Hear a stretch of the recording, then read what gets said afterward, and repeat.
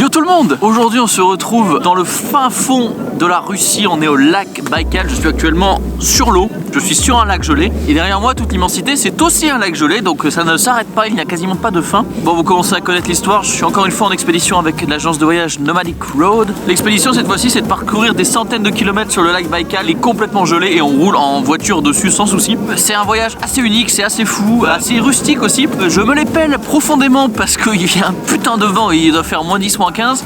J'ai plus qu'une chose à dire, c'est parti!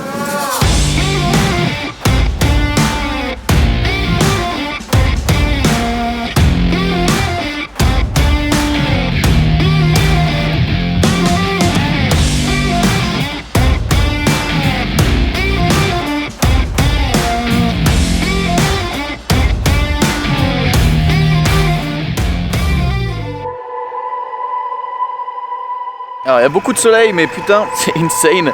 Regardez. Regardez-moi ça. C'est noir. Le ouf, mais c'est de la glace.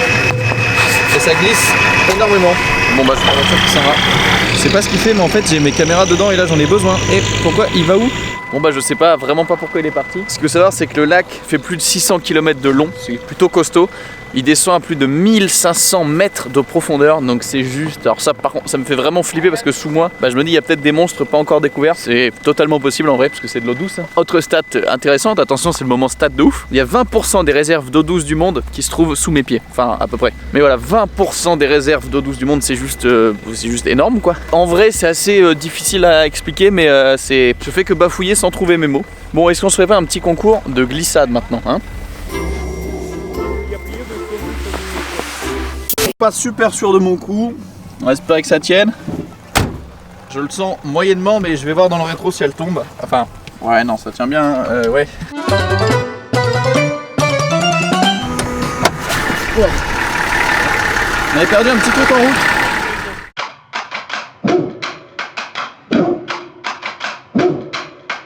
Wow.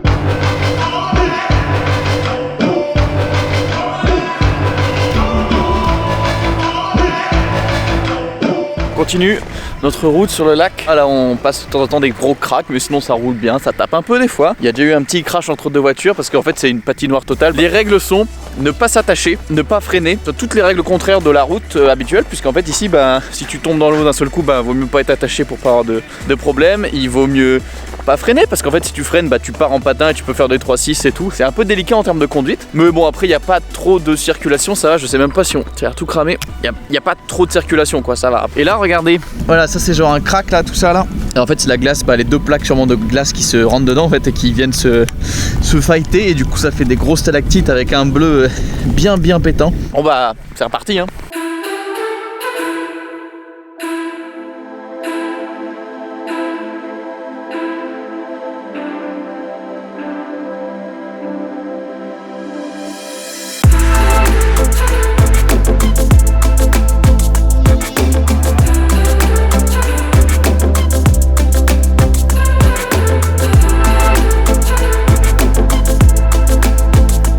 On vient d'arriver à notre arrêt du soir. On est quand même sur un petit truc assez rustique dans les montagnes, très sympa. Et déjà le matos a pris un peu cher aujourd'hui. Et puis en fait il s'est passé quelque chose de terrible. Alors vous savez qu'on est sur de la glace.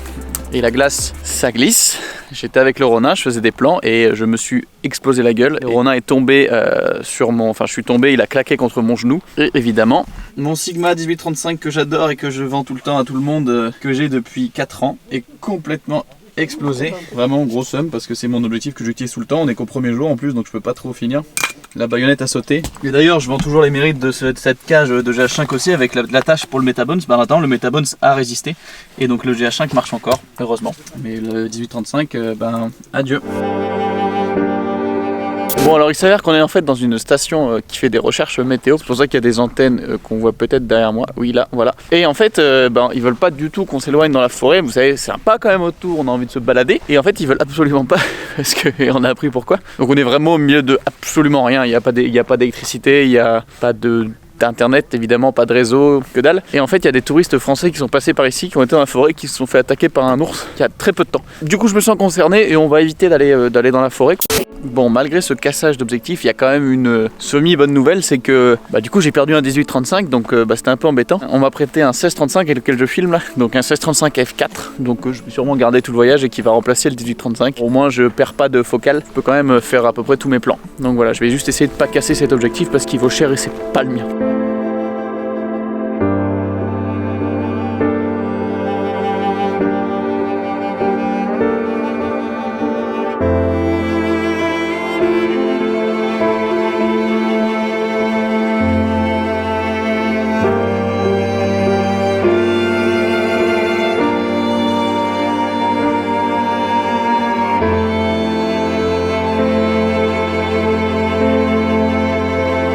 Bon, je viens de découvrir les toilettes.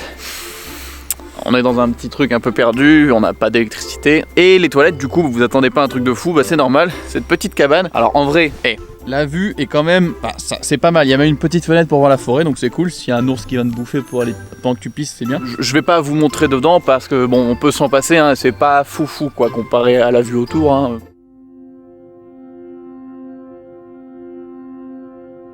Et c'est après une nuit assez frugale que nous nous levons et que nous prenons nos affaires pour partir de cet endroit qui, je le rappelle, est quand même assez charmant. Hein.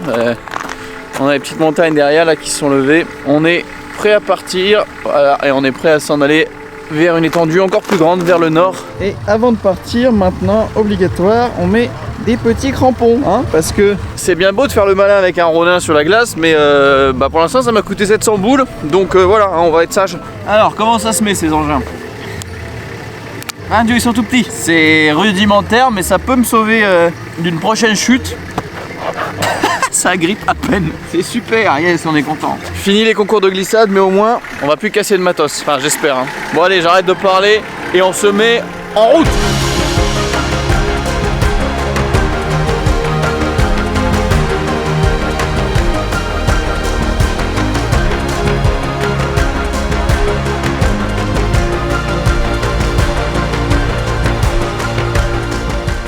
Je sais pas si vous avez vu le film Dans les forêts de Sibérie ou si vous avez lu le livre de Sylvain Tesson. C'est un Français qui est venu vivre ici exactement dans cette petite cabane au milieu de rien. Voilà, vraiment à 400-500 km de la première ville qui vient. Et du coup, on peut rentrer dans la maison. Et donc ce Sylvain Tesson a vécu...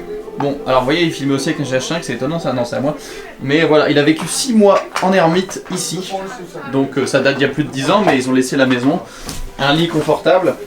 Et le truc fou que j'ai appris en venant ici, c'est que une des meilleures amies de mes parents, c'est la cousine de la personne qui a vécu ici pendant 6 mois. Donc voilà, le monde est petit et je trouve que c'est assez fou quand même. En attendant, vu le paysage, je comprends vraiment pourquoi il est resté ici.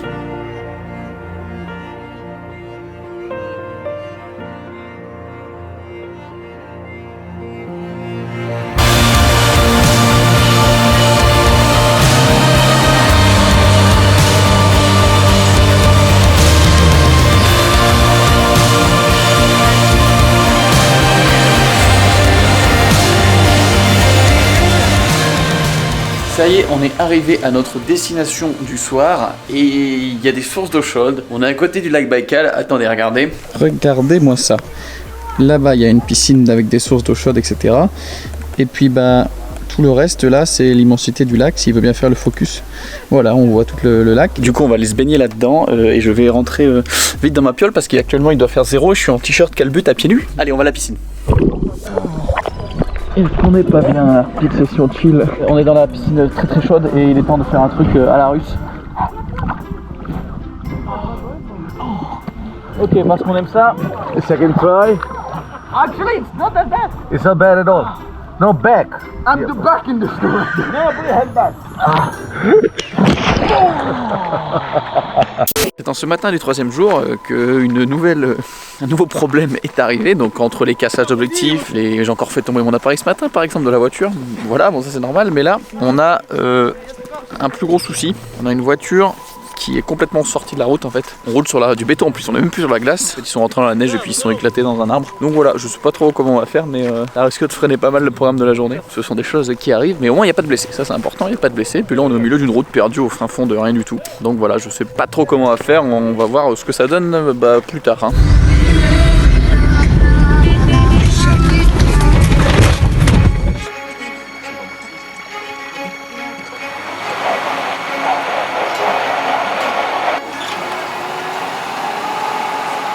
Ouais, ils sont en train de rechecker si elle marche encore, si on peut la réutiliser.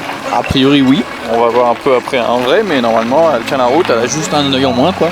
Ils ont rafistolé le pare-choc. Bon bah voilà, la voiture roule à peu près, donc on va repartir, on va rouler un peu sur le béton, on va aller dans la ville la plus au nord du lac et après on traverse le lac.